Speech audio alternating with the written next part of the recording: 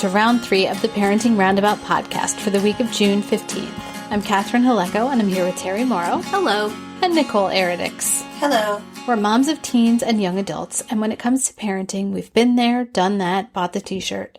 But we're still waiting for that day when we'll reach the finish line and have no further need to lay down in a dark room with a wet rag over our eyes, worrying about something or other.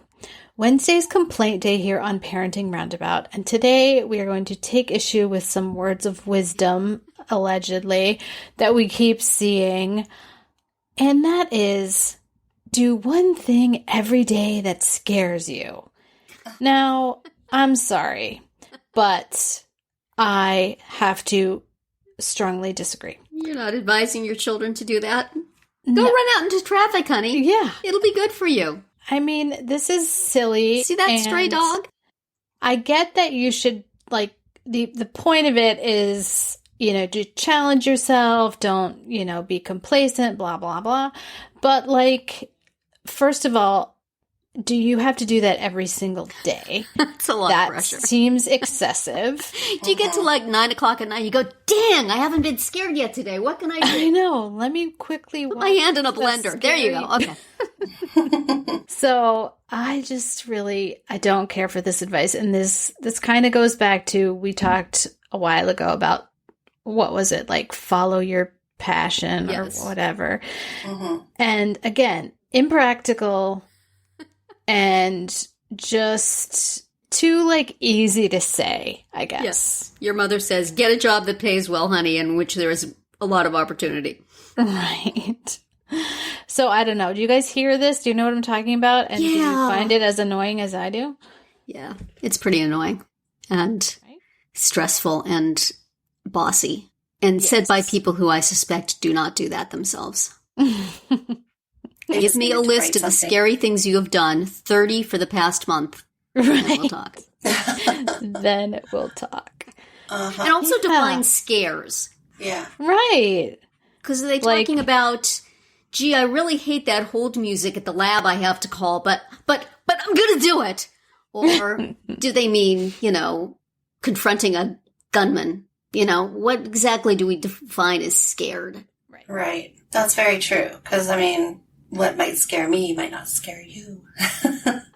And there's different Right, and they're not like, talking about doing something scary like, I don't know, try to cross an 8-lane highway on foot. Like, it's supposed to mean, like, you know, oh, I'm scared to, like, start a business or to take a yoga class or whatever, and these yoga classes are pretty very scary. Different. Send that reminder to get paid. Yeah, right. I'm scared to wear yoga pants. Forget the yoga lessons. Right. I know, right? Yeah. It's just like a very empty piece of advice. Just sort of means challenge yourself in a notable way. Yeah. Right. That will make you feel good about yourself. How do you afterwards. do that every single day? That's too like much. How do you do something notable every single day? I mean, who has time? I can't even think of what that would be. I know, the stack of dishes in the sink gets kind of scary. I mean, just getting up off the couch. Putting your phone down for 5 minutes would be scary. No, not that. I might miss a message. Exactly, see? I mean, it is scary in these times to go outside where there's people because there might be virus. So, but that is not what this piece of advice is talking about. So what is an appropriate interval of time in which one must do something scary? Something scary once a month, once a year, once in your life? You know, bicentennially? What do we? How frequently must we do something scary? As it arises, or do we have to seek the scary thing, or do we just have to receive it when it comes? Is it intentional? Ask the person who made up this stupid. Yeah, I think that's exactly it. That's the key word. Yeah. I mean, I did a fair amount of talking to my kids, especially my poor daughter, about doing things. I don't think I would have used the term scare you, because that's not something you want to put in a kid's head. but do things that are challenging to you. You know, I tried this thing, I don't like it. And mom would be, oh, try it again. It will get easier. It will get better. And all of us who have been children know that it doesn't necessarily. That doesn't always happen. Sometimes it gets worse. Sometimes you just get inured to it. But I did do that. I'm not sure she was the better for it, but I guess I was sort of propagating that philosophy. Like, every time you walk into that classroom, it feels uncomfortable. Walk into that classroom every day. You show them. So, you know, I guess I was that bad person saying, scary's good. Right. You're stretching. You're growing. Not me, but I'm not going to do anything scary. Scariness by proxy. I would sit in a dark room with a wet rag over my eyes waiting for her to come home from school. So I was feeling the stress in that way. Yeah, I mean, I think there just has to be a better way to encourage people to stretch and challenge themselves than to phrase it in this way. Yeah, that's kind of weird. Do something ever so slightly difficult every day. Do something a little more difficult than what you usually do. If you usually lie down on the couch watching TV, sit up. Use some muscles. You'll be amazed at how your life changes. Put the remote a little further away so that you have to stretch to get it. Yeah.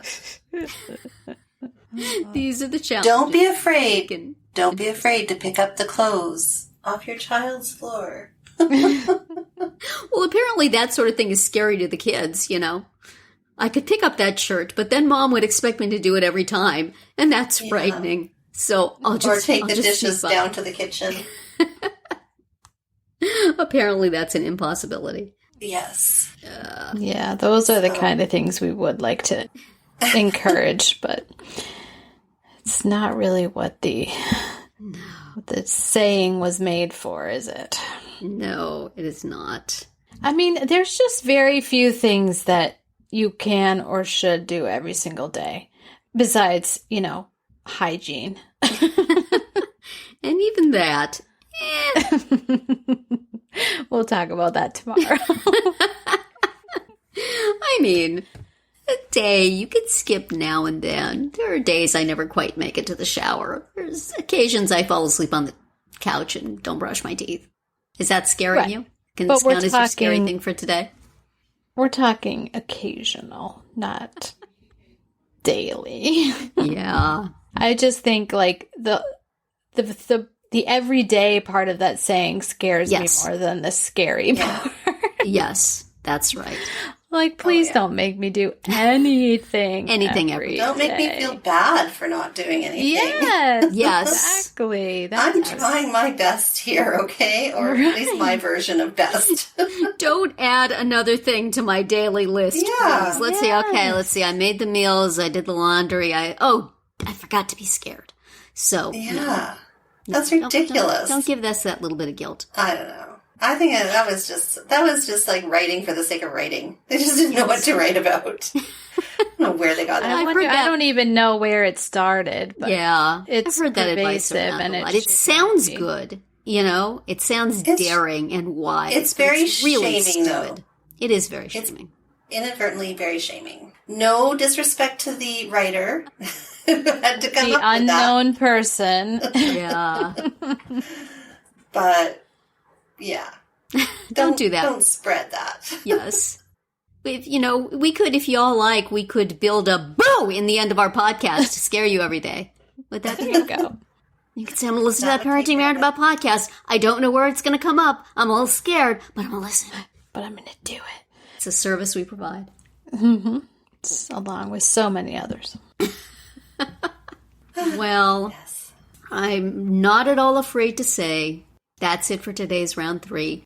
Tune in tomorrow when we'll talk about how the pandemic is changing family life, and then on Friday to see what we've come up with for our Roundabout Roundup picks this week. Find all our episodes at parentingroundabout.com and talk back in the comments there, on our Facebook page, or on Twitter, where you'll find us at Roundabout Chat.